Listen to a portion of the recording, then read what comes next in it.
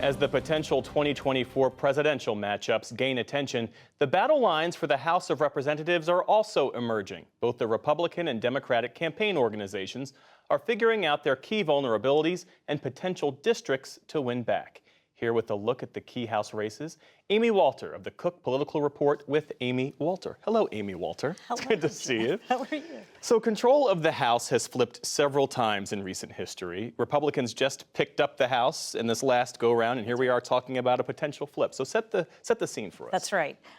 In 51 years, from the 1950s until about 2005, the House only flipped twice. In the last 16 years, it's flipped 4 times. So there's every reason to think that, boy, it will likely be as volatile in this next election as it has been in the previous 16, in large part because, once again, it's a very narrow majority that Republicans have. It's a 5-seat majority, and they have a number of districts that are pretty difficult for them in terms of holding on to.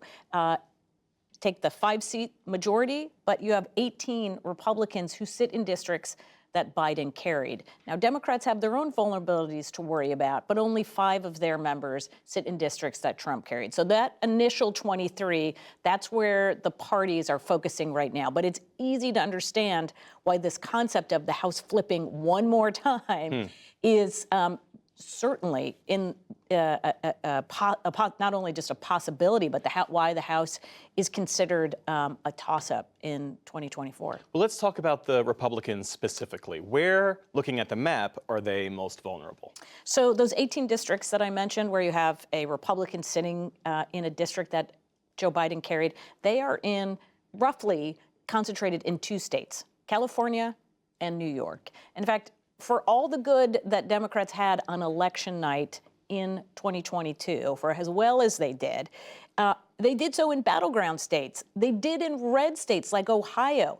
Pennsylvania also did particularly well. And yet they came up short in places like New York and California. What Democrats believe is we get to a presidential year, presidential turnout will bring out their voters who stayed home, weren't as inspired to come out in the election, where the issues like abortion weren't as hot button as they were in a place like Michigan, for example. Those bluer states feeling more comfortable and confident about the state of abortion access in their states.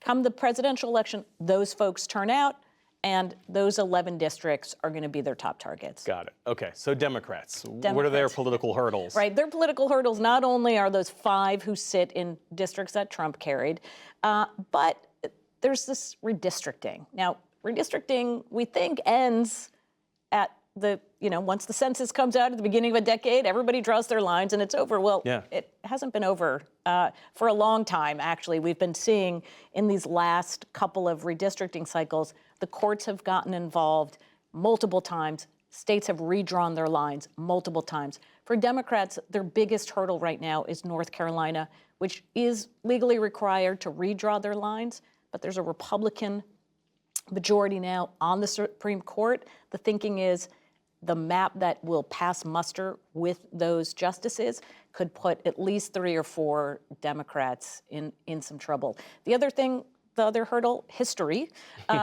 It has been more than 70 years that the House flipped in a presidential year. You have to go back to the 1950s since the House has actually changed hands during a presidential cycle. But going back to what I said before about how volatile things are, part of the reason, though, that history may not repeat is that our turnout has gotten so dramatic, so many people coming out and voting in midterms and in presidential years, that the outcomes now very narrow, but also could be more unpredictable than ever. Yeah. Maps count for a lot. Messaging accounts for a lot, too. In the 30 seconds or so we have left, how are the parties thinking about that moving forward? Right. For Democrats, it's Joe Biden did what he said he was going to do. Things are back on track. Talk a lot about implementing things like the CHIPS Act and the Inflation Reduction Act. For Republicans, focus on inflation and trying to make this race, once again, about failures of the Biden administration to bring the economy back to where they would like to see it. Amy Walter, following it all very closely. Amy, it's good to see you. Thanks, Jeff.